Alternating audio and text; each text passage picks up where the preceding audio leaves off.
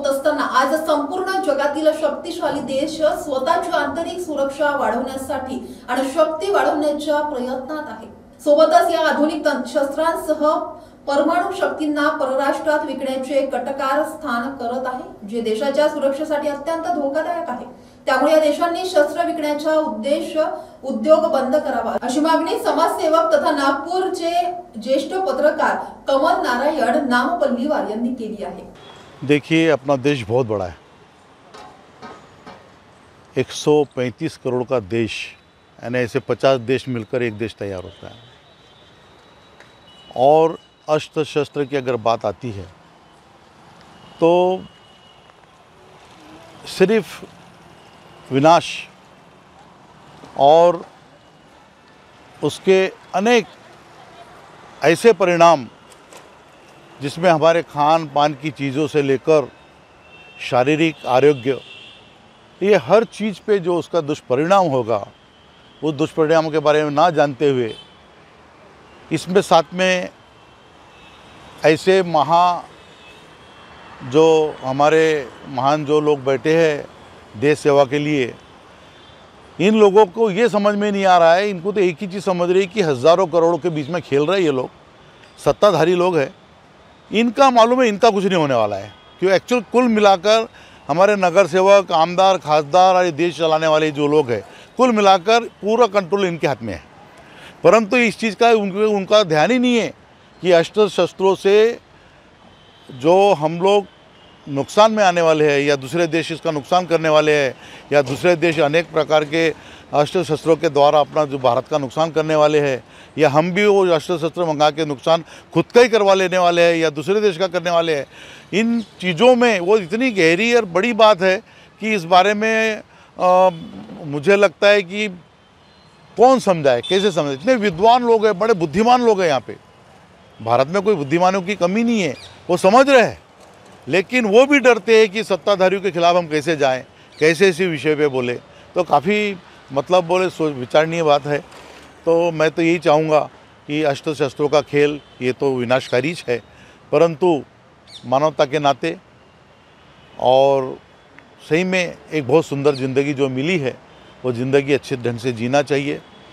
हमारे नेता देश संभालते संभाले, उसमें और भी जो पैसा कौड़ी यूँ त्यों जो ऐशो आराम की चीज़ें है, वो अगर वो चाहते वो करे, परंतु हमारे गरीब, मिडिल क्लास, बेरोजगार ऐसे लोग जो किस प्रकार से ज़िंदगी जी रहे हैं, ऐसे लोगों के बीच में क्या परेशानी जाती है ये लोग समझने को तैयार नहीं है।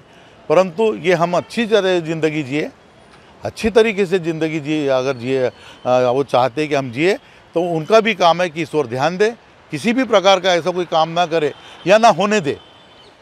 देश अगर है तो हम हैं, देश है तो ये सब शान और शौकत है, देश है तो रौनक है, देश है तो बड़ा सौंदर्य है। परंतु इस चीज़ को कोई समझता नहीं है, बस अपने अपने पैसे जमा करने के होड़ में लगे हुए हैं। देश का किसी को फिक्र नहीं है, क्यों कि इसके अंदरूनी बहुत सी ऐसी बातें, कई ऐसे देश है, हमारे घुसपैठियाँ कितने अपने हमारे देश में घुसे हुए हैं, बहुत घुसपैठियाँ हमारे देश में घुसे हुए हैं। वो क्या नुकसान करे, उनके आगे के प्लान क्या है, जो प्लान भारत सरकार नहीं करती उससे आगे की प्लान वो लोग करके बैठे हुए हैं। उस प्लान से कैसे बचोगे? उस और भी तो लोगों को लगा के रखो, उस वक्त भी तो ऐसे कुछ नेता उधर भी तो बिठाओ कि जो समझ सके कि भी हमारे भारत का नुकसान कहाँ कहाँ से हो सकता है। जहाँ जहाँ भी हमारे देश का नुकसान हो रहा, हमारे देश पे जो लोग गलत लोगों ने कब्जा करके बैठा है, उनको भी हटाने की हमेशा कोशिश में लगे रहना चाहिए। हमेशा उनके लिए भी कुछ जवानों का और मिलिट्री का वहाँ पर ताफा लगे रहना चाहिए कि वो हमारा कोई भारत का नुकसान ना करे, यहाँ के लोगों का नुकसान ना करे, यहाँ के लोगों को अमन चैन से रहने दे। यही संदेश मैं देना चाहूँगा। धन्यवाद। मैं आपके चैनल के माध्यम से आदरणीय सनी जी, दुपारा साहब, इतना ही कहूँगा कि जो हमारे देश के अंदर में जो विदेशी शक्तियाँ, जो विदेशी ताकतें होती है, जो अपना जो भी वहाँ का जो साधन संपन्न देश जो होते हैं, जो माल हमारे यहाँ पे को आयात को बोलो या निर्यात जो भी करते हैं, तो उसके बनिस्पत वो लोग हमसे बहुत कुछ मांगते हैं। आइए सर, उससे बनिस्पत हमसे कुछ मांगते हैं। जैसे आज अमेरिका साधन संपन्न देश है, अगर हमारे भारत के अंदर में कुछ अलग तरह के शस्त्र देता है, जो शस्त्र अगर हमारे पास में आ जाए तो अगर हम उसका अगर कहीं ना कहीं इस्तेमाल ना करें तो जंग खाते रहते। कभी कभी हम वो शस्त्र हमारे आतंकवादी और कहीं लेके चले जाते। तो वो शस्त्रों के कारण क्या होता है कि वो शस्त्रों के माध्यम से वो दूसरी तरफ आतंकवाद फैलाते हैं। जो आतंकवादी है उसका दुरुपयोग करते हैं। हमारे यहाँ पे शस्त्रों की होड़ इतनी लगी हुई है, आज चारों तरफ यूक्रेन में देखो शस्त्रों की होड़ लगी हुई है। आज दुनिया भर के नाटो देश उसको मदद कर रहे हैं, काय के लिए, उसके लड़ने के लिए, अपने फेवर में लड़ने के लिए। रसिया वाला अलग दावा दिखा रहा कि मैं परमाणु डाल दूंगा। तो ये जो महान शक्तियाँ है, जो देश विदेशी शक्तियाँ है, जो आज परमाणु यानी क्या है कि जैसा हिटलर ने जैसा डाला था नागासाकी पे और से हिरोशिमा पे, उसी तरह से आने वाले दिनों में ये जुगत न होना चाहिए करके हम ये हथियारों पे पाबंदी लगाने की मांग आपके चैनल से कर रहे हैं। अगर ये जानलेवा हथियार, जानलेवा शस्त्र अगर हमारे दुनिया में आते हैं, हमारे पड़ोस में आते हैं, हमारे मित्र देशों के पास भी आते हैं, तो कहीं ना कहीं इसका सदुपयोग तो होने वाला नहीं है। ये जंग के हथियार जितने भी होते हैं विस्फोटक होते हैं, जानलेवा होते हैं, ज़िंदगी के खतरनाक होते हैं। तो इसीलिए हमने उस दिन संविधान चौक पर इस मसले पर आवाज़ उठाई कि जो दुनिया के लोग हमारे यहाँ पे शस्त्र बेचते हैं, शस्त्रों की कहीं ना कहीं रोकथाम होना चाहिए। ये बेचना नहीं चाहिए। ये बेचने के कारण क्या होता है कि दूसरे लोग उसका फ़ायदा उठे, अपराध बढ़ता है। अपराध बढ़ने के बाद में नहीं जो अगर कहीं फोड़ दे तो वहाँ की फसलें खराब होती है, अनाज नहीं वहाँ पे उगता है।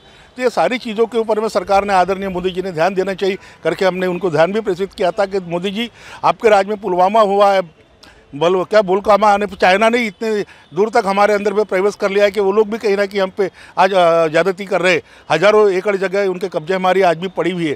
तो शस्त्रों के होड़ में कहीं ना कहीं पिछड़े जा रहे हैं। दूसरे राष्ट्र अग्रणी भूमिका इतने निभा रहे कि वो जान की परवाह नहीं करते किसी की। हमारे यहाँ पे धर्मनिरपेक्ष भारत होने के नाते हम लोग सारे समाज के लोगों को, सारे तबके के लोगों को मानवीय भावना दिखाकर लेकर चलते हैं, मगर बाकी लोग नहीं है। बाकी लोग तो एक ही उसूलों पर चलते हैं, एक ही तिरंगे पे चलते। हम इतना होने के बाद भी हमारे देश के अंदर में हम कहीं ना कहीं एक गांधी को मानते हैं, टैगोर को मानते हैं, मौलाना अबुल कलाम जी को मानते हैं। तो ये सारी चीज़ों को मानने के कारण हम एक इंसानियत के नाते शस्त्र अगर आ भी गए तो कहीं ना कहीं संभाल के, कहीं ना कहीं छुपा के रखते हैं, मगर वो नहीं। ये शस्त्रों के होड़ के अंदर में जो शस्त्र हमारे पास से हम भी कहीं ना कहीं उसको बेचने का मानस दिखते हैं, तो दूसरे लोग उसका गलत इस्तेमाल करते हैं करके जो साधन है, जो सौंदर्य प्रसाधन की चीज़ें हैं, इससे भी कहीं ना कहीं लोगों के सेहत पे खिलवाड़ होता है। बहुत सी चीज़ें आप सस्ते में बेचने, चाइना का माल हमारे भारत के अंदर में अरबों खरबों रुपए का यहाँ पे बेचता है। ये सारी जो चीज़ें हैं हमारे देश के लिए घातक होती जा रही है। आने वाले आप पटाखा बेचते हो, माननीय सरकार जी आपके चैनल के माध्यम से कहता हूँ कि 1 महीना जान दो, अभी वो कौनता मंजा आएगा, पतंग उड़ाने का कौनता मंजा नायलन का, उसके कारण कई गले कटने वाले। ये सारी चीज़ों पे भी सरकार को, माए बाप को, यहाँ के शासन को कितने बार चौकस करने के बाद भी ये सारी बातें अनदेखी कर दी थी धंधे के लिए। आप धंधा करो ना, आज लोगों को रोज़गार दो ना, लोगों को रोज़गार पर कहीं ना कहीं देते हो तो उनके कौन से रोज़गार है उसमें भी ख्याल करो ना। आज GST लगाने से कई हज़ारों लोगों के धंधे बर्बाद हो गए। हाँ, आज नोटबंदी लगाने से कई जो छोटे मोटे लघु उद्योग थे वो भी चौपट हो गए। आप इन लोगों को कहीं ना कहीं आगे बढ़ाने का मानस तो दिखाते नहीं हो, बस शस्त्र को होड़ में भारत को लाकर खड़ा कर देते हो। और भारत जब वो शस्त्रों की खरीदी में आगे आता है, वही शस्त्र अगर विदेशी ताकतों के पास जाती है, पाकिस्तान के पास जाती है, चाइना के पास जाती है, बांग्लादेश के पास जाती है, ऐसे ही कुछ जो अपराधी तत्वों के पास जाती है, जो अपना मानस कहीं ना कहीं आतंकवाद का दिखाते हैं, हमारे यहाँ पे पुलवामा जैसी हरकतें करते हैं। और भी जो वो लोगों को कब्जे में कहाँ जगह लेना चाहिए, ऐसी ऐसी जगह पे वो लोग अपने मिसाइल दागते हैं।